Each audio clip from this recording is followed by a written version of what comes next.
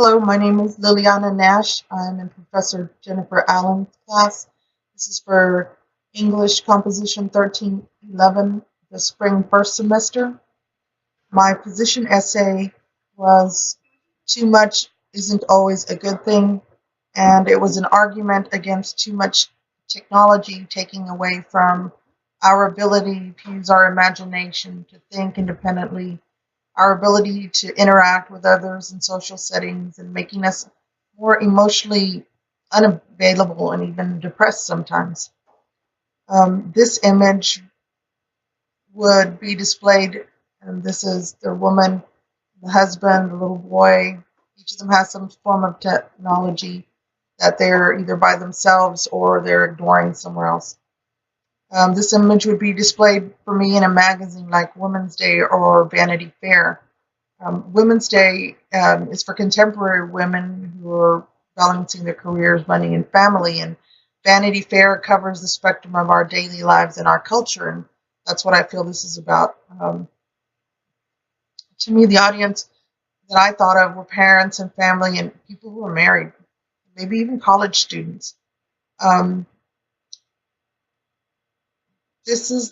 how did this affect my decision?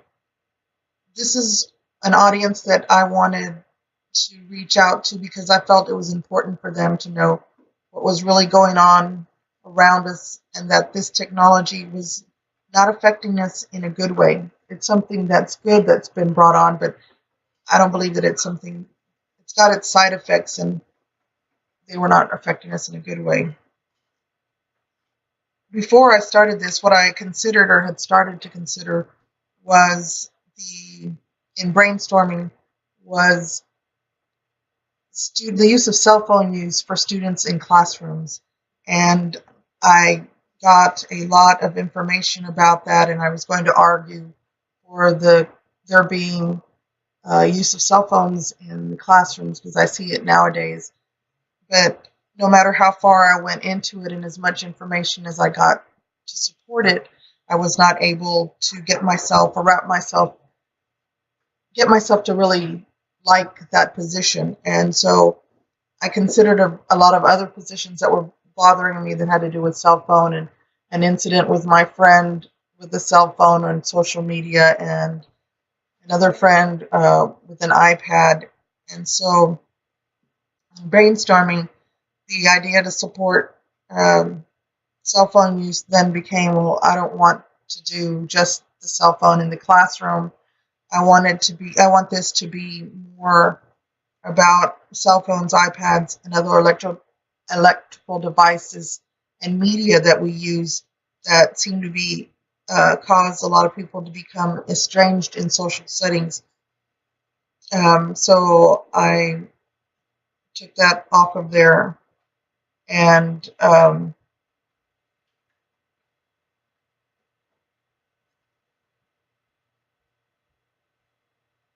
wanted to keep, just go ahead and keep it more.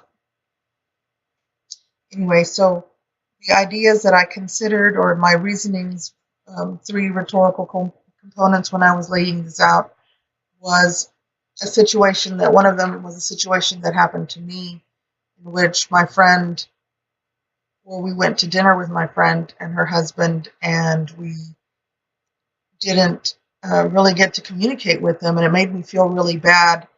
And so I put this down in there and how it affected me in this situation because the technology made it seem like that was more important.